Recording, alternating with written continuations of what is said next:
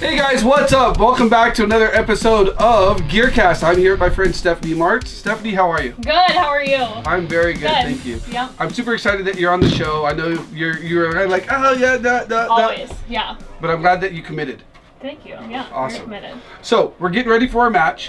You brought your gear. Mm-hmm. We want to know what you're going to be using this weekend. So break it down for us. Cool, okay, so basically I'm running a Magpul Pro 700 chassis with a Defiance Action, Vortex Razor HD up here, and Atlas B10 bipod. The reason I set the bipod up like this is because I'm smaller and shorter, and often when I'm in the prone position, I run it at this angle. So that bipod kind of gives me the adjustability to do that. Awesome. Okay, so you just said a lot of different things right there. Yeah. Okay, which is really cool. I want to know some specifics. Magpul just got into the precision game, so to speak, right? I mean, they've had their Hunter chassis or stocks out and so on and so forth, but completely different setup. Yeah. Why this setup, and what do you love or about it? And you know, why? So many different things out there, but yeah. What's up with this? So I come from the Army. Like, that's what I've been doing my whole life as a career and as a passion. In the Army, the snipers run chassis. They don't run stocks. That's kind of what I'm comfortable with. This is a standard chassis when it really comes down to it. It has all the adjustability back here at the stock. It's what feels good in my hands and what I'm used to. So basically, and it comes in OD green, and I love OD green. Also, and I'm totally not just trying to pimp it, but they make like USA, everything's made in the USA, and that's huge for me because I trust it. Right. But so you said they just came into the game, right? I added this because you guys are probably staring at this. Yeah, I was going to ask you. I'm like, okay, why is there a shotgun cheek riser on the bottom of your stock? So they just came into the game, and with anybody coming into a new thing as a company, they're going to need to change their stuff. They're going to need to improvise, things like that. I love this stock. It's very adjustable, but I added like a bag rider to it. Okay, and I did this at like 1 a.m. last night, and like Isaiah Curtis and I, we drilled the rear. So this is a cheek comb that Magpul makes for like other shotguns. Yes, exactly. Yeah, okay, I have one on my shotgun. Yeah. So we're not using it like that, obviously, but we drilled in the rear, and then we kind of just taped this puppy up. As I said before, I'm small, and I struggle with the bag a lot. My game changer over here. I struggle kind of working this bag a lot, so putting this little cheek comb bag rider on there kind of helps me give more space and brings it up. Gives you that little extra bit of height that you need. Yeah. Okay. And so like you said, yeah, they are just coming into the game. Doing little improvisations like this is just going to help show, hey, maybe we need to change our stock a little bit. Maybe we need, yes, exactly, a new accessory. Nice. Just little things like that. So innovation, baby. Yeah. All right. So duct tape's janky, but it works. It works. Right? Exactly. 1,001 uses. And now. new shooters need to be able to do stuff like that and help themselves out. Right. Yeah. So. Yeah, I mean, sometimes you can't afford to go out and spend $50, $100, $200 on a bag rider. Yeah. But you might have an extra left over, because I think these cheek combs come in like a set of 3 or something. A set of 2. Yep. 2 or 3, right? 2 or 3. Yep. So you might have an extra one laying around for your shotgun or whatever. Yep. And improvise. Exactly. Use what you have. Exactly. Especially as a new shooter, you should not be spending loads of money. You don't have to. You should not have to. No. Yeah, you don't. You absolutely don't have to. Yep. And that's what I love about Magpul is Magpul has a tremendous reputation in the industry as far as making good quality gear. Yeah, quality. Yep. You know, everybody knows them for their PMAGs. You know, I've got thousands of them. You have thousands of them, and they're rock solid. Their Hunter chassis or stock, when it came into play, I had one. Yeah. I still have one. I just got my hands on one of their Pros, so I haven't had a chance to build it yet. Oh, you do have one. Okay. I have one, but I haven't had a chance to build it out yet. Is it a folder, or is it the standard, like, I'm not using a folder, but they do have one that's... I think it was a folder that they sent me to take a look at and test out. So I'm excited to take a look at it and test it out. One of the cool things that I like about it is they make it ambidextrous, so you can switch it over left or right. Yeah. And I think that's really smart. Do you normally run chassis, or do you run stocks?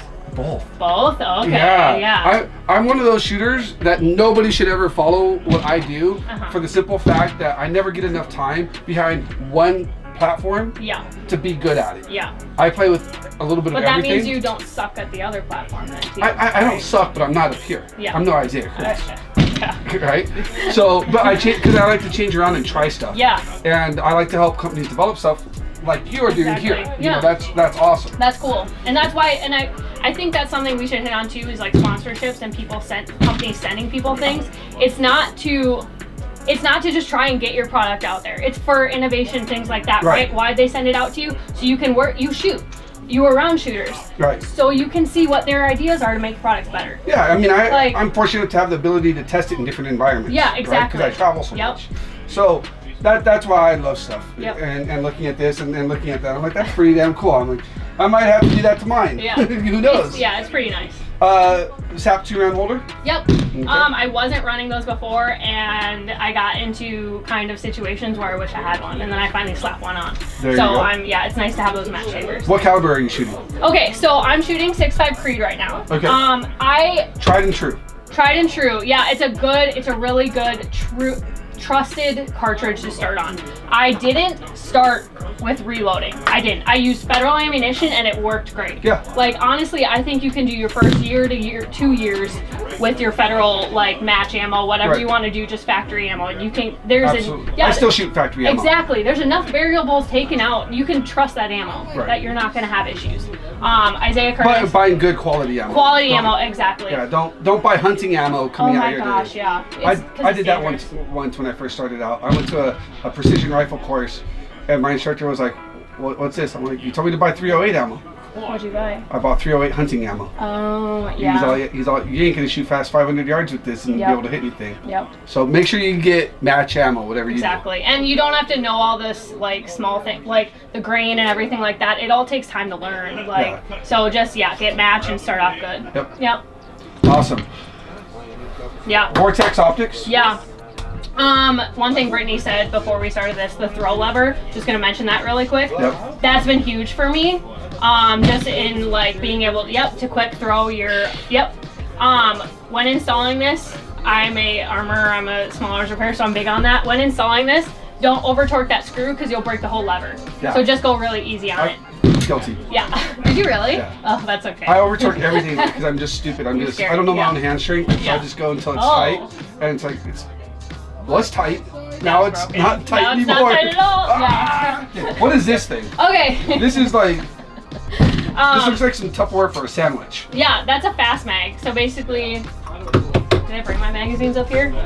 No, I didn't. And mine are in the truck. That's okay. So I should have said that, but I run Magpul PMAGs, and basically a fast mag. What it was designed for is designed for military being able to do like this, mount it, like your stuff will stay tight because it has these bands on it. All I do is I put it on my Blue Force chalk belt and I just run it standard. Like it's not. That's so cute. It's a little belt. Look at that little belt. That's so cute. I think that might fit around my thigh. I had to cut it. A garter belt. But yeah, I mean, always have I used to just run a mag in my pocket, but now I can just put it in a mag holder and it stays put and it doesn't dig into me or anything. I just kind of always run fast mags. Nice. So now, an IFAK. Yeah. Not many people carry these. Gosh, but they should. Yeah. Right? So, I mean, we don't have to break down your IFAK. No, yeah. But what are the basic components in here? So basically there's like dressings, there's a TQ that I didn't bring up, but I always have a TQ and tourniquet, and I don't keep it attached to that. I usually try and keep it on my body. This is in my backpack, but it has just basically more stuff in it, like to pack wounds and shit like that, but we should, and I just swore. No, that's okay. So, I mean, an IFAK, everybody should have a medical kit with them. I carry medical kits in my truck, in my trailer, on my Razor. I carry one everywhere. Mm-hmm. So these are precision rifle or not, this is something that you should always have as a survival tool no matter what. Yeah, and at a lot of classes, like legit, basically like tactical classes and everything like that, they'll actually require you to have this stuff. Yeah. So, but always have, and you can tell people where this is too. If anything were to happen, make sure that they know where it is too. And I know that match directors often have these, but always carry a tourniquet on you like last resort. Yeah, I mean, we have our full mid. Exactly, in case in case something happens. This is a very safe sport, but you never know, especially with bolt guns. Right. Like it's, I mean, anything, I mean, we've seen people put in bad ammo and the ammo explode. 9 primers. And you were there. I had 9 primers blow in my other, and I'm not going to say the company name, but it's dangerous stuff. It can be. You just never know, or sometimes you're used to shooting in a dry condition and you go into a wet condition. Rain. And rain can actually mess up your ammo pretty bad. I had a match that I shot in the rain and I had several primers blow. Yeah, and that's scary. Yeah. Too much rain, too much stuff in there. Basically you're gonna have a pressure issue, right? Because there's more stuff. You're gonna talk to science. Talk to me about science. I don't know science. I know. So pressure issue, more stuff in the area there shouldn't be. Kaboom. Why are you putting so much pressure on me right now? Oh my gosh, that's good. What's this? So these are my basically electronic ear pro. They're Peltors, and I actually painted them because they were lime green, and I don't want to be running around with lime green in my ears. But they're electronic, and they basically, some people don't like them because they kind of expand the wind like in your ears. Right. But I like them because I want to hear people talk, and it works well for shooting. So awesome. Yeah. Okay. So. First, Jim C built my gun from Elite Accuracy, so I want to say that. This is kind of a thing that you probably see him and his son running. It's basically like a wrist coach for football. It's for football, right? Yeah. Yep. So basically all you do is you put it on your wrist, and a lot of people run a lot of different stuff for their data, but you just put it on your wrist and you can basically move it around. When I'm in prone, I take it off and I set it right next to me, but you can basically draw all your data on there and it's right there. A lot of people like to put like data cards right here. Right. I don't really want that in my face. Because I'm already really stressed out looking at all the targets and looking at all the things and trying I'm the to hold opposite. my gun. Really? Okay. I'm the opposite. I went from the arm boards and I went to the data card holder because the arm boards for me, no matter how tight I cinched it down, would always rotate.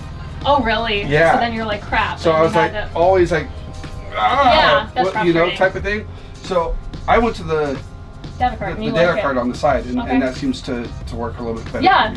The thing about that though, and like a lot of people are running it, but it's dry erase. Yeah. So say you shoot a stage, right? And you're like, okay, well I actually needed 5.4 on that one, not 5.2. So you have that, with this one, I have that last stage.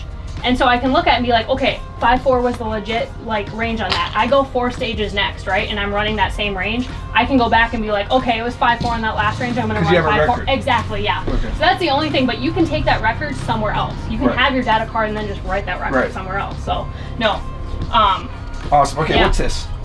It's a tripod. I was actually gifted. This is I know this is a tripod. Sorry. This is a tripod, folks.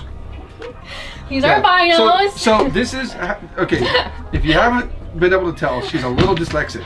She's running Vortex Binos on a Nightforce tripod. I was gifted. Use what you have. Remember we talked about that? Use what you have. Yeah. What are we using? And it's a really, so what's good about tripod. this? It's a great tripod because it's tiny. It is. I don't want to lug this thing around all the time. Did you know that these turn into walking sticks? What?